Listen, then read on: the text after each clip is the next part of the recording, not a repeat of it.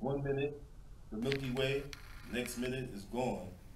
But having an understanding that these stars could be planets and have their own suns and what type of beings would be on these stars. So the universe always excited me.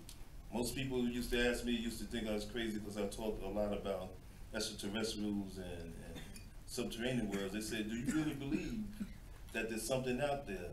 I said, what the hell? You don't see Earth is out there. We out there, so we are that something else. And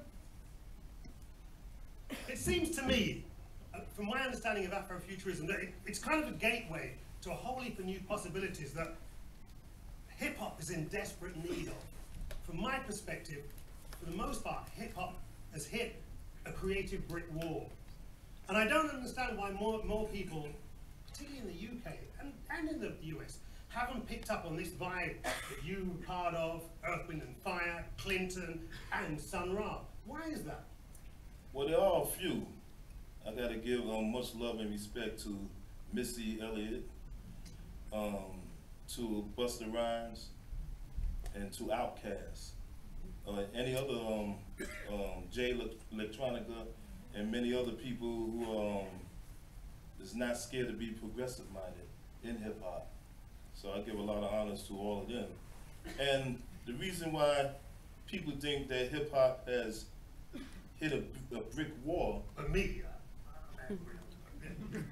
I gotta say it's because of program directors, programming the minds of the masses of the people, playing the same 10 or 15 records over and over and over again, and not being progressive minded and playing all the different fields and categories of music.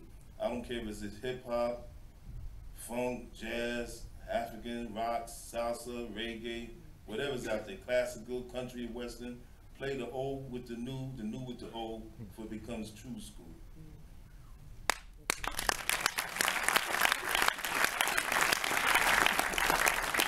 So, I mean, you're kind of suggesting what is the man that's stopping the Afrofuturist ideas getting through? It's out there? I think there's certain people that's in these so-called radio stations, or even on Tell Lies and Vision, because if they was telling the truth, they wouldn't have to make shows for real TV. Yeah. So,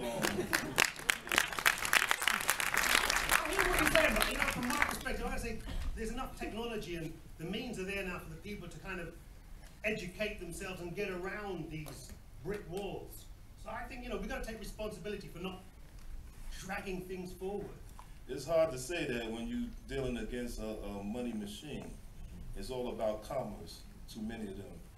And thanks to a brother by the name of Prince, putting that slave on his face, showing that how the industry could trap you and control you.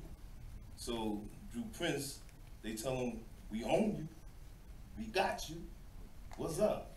So Prince said, okay. And then he went independent, right? He became a symbol. Most people didn't know what to call him. He said the artist known as Prince or the symbol. But then he gave them a crap record and everybody thought Prince was washed up. So they kicked him out the label. He was just fulfilling the contract, right? Right, and then he came back with the funk and outwhipped everybody's brother, showed everybody how to get the dirt man out the way and start using the internet for control. I was lucky enough to work with George Clinton one time, and he had a whole other take on this thing, because he said it was kind of down to people's aspirations. He told me about a time when Funkadelic Parliament got their record advance, most money they'd ever seen, and the rest of the band were like, yo, we're gonna buy some Cadillacs.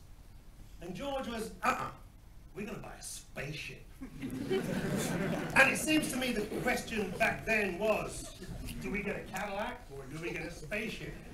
And I think in the 21st century, it's still the same question, true or false. I mean, the choices are there for the individual to make now. So I don't excuse this thing, I find that hard to deal with. Well, I say the way humans are treating each other on this planet, it's best that we all be putting some investment in some spaceship.